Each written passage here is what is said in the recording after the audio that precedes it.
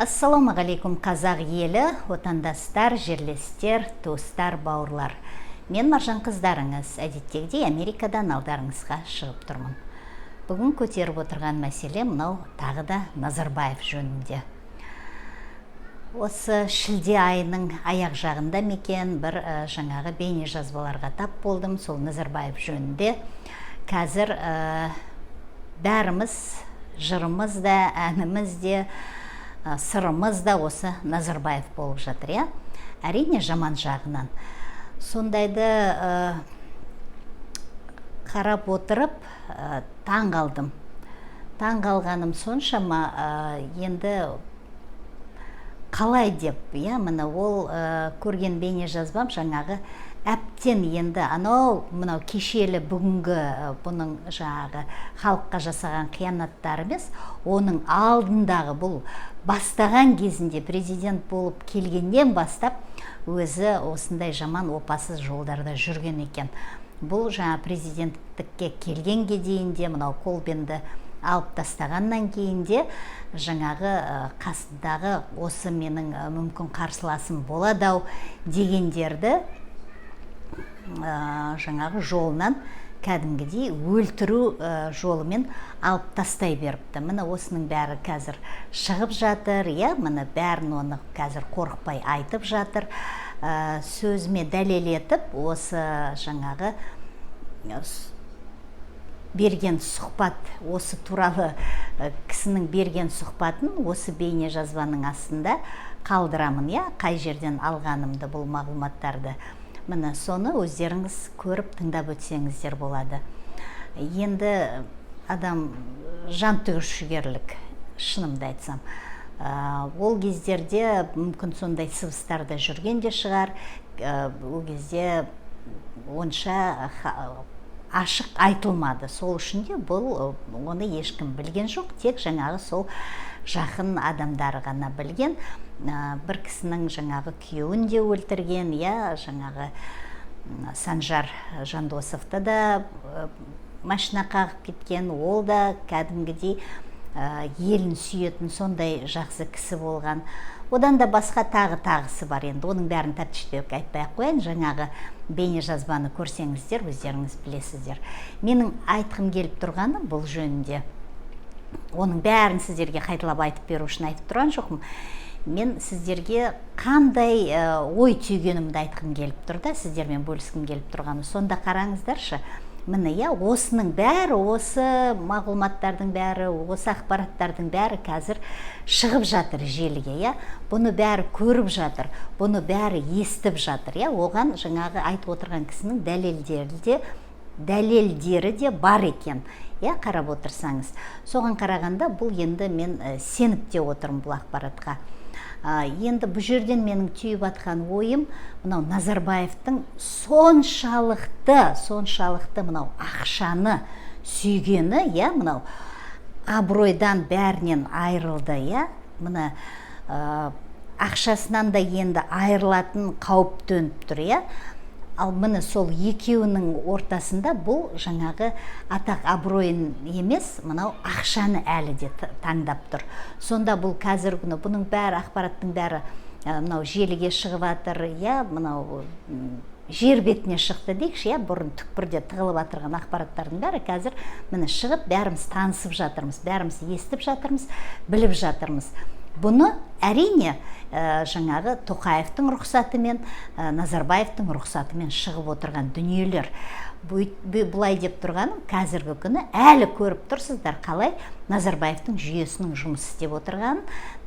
Тоқаев әлі ол жүйеден алысқа кетпеген, Ал енді бұл ақпараттардың бәрінің шығып атқаны да, қорықпай елдер айтып атқаны да, бұл Назарбаевтың соншалықты ақшаны сүйгендігі, бұл ендігі күні мынау Тоқаевқа доброны берді, Айтыңдар, жамандаңдар, не десеңдер, о деңдер, бірақ маған қазір мүмкіншілік беріңдер деп, мынау сөйтіп жанталасып, бұлар жаңа әулетімен, бүкіл бала-шағасымен ақшаларын тығып өліп жатыр.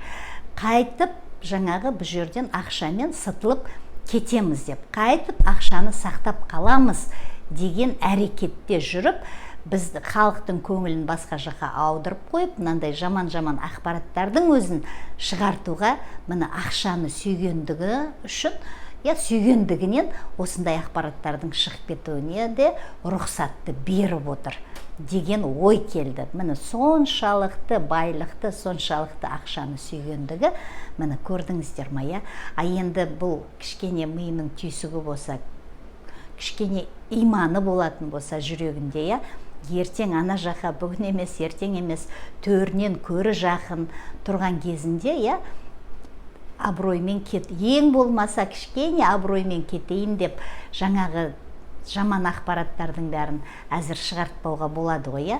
Мен ана жолдары мынау енді шабуыл қатты болды ғой, өзім де жаман айтып жаттым, жаңағы білгенім жөнінде мынау Назарбаевтың қандай құйтырқы жаман саясат жүргізген, осының бәрін айтып жүрсем де, ал мынау содан кейін мынандай құйылып атырған сондай лас осындай әңгімелерді бәрін оқып көріп естіген кезде кішкене бір қалай айтсам екен, жаңағы аяныш па, енді Құдай сақтасын, Құдай аясын, бір сондай бір не болған, Құдай ең болмаса кетеріңде бір кішкене жаңағы жақсы бір іс істеп кетсең екен, ең болмаса ан жаққа кетеріңді ойлап таза кетсең екен, шамалы осы күндері ең болмаса деп.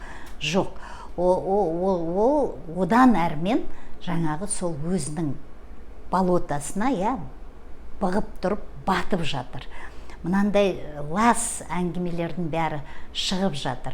Ал мынау мансабы үшін, сол өзінің жаңағы мақсаты үшін, мақсатына жету үшін қанша адамдардың басын жұтқан екен, әлде жұтып жатыр, қарап отырсаңыздар. Міне қалай осындай адамды жер көтеріп жүр. Алла тағалам шіркін кең ғой, қараңыздаршы. Әйтпесе бұларға қарғыс тимейді, басқа қылмайды.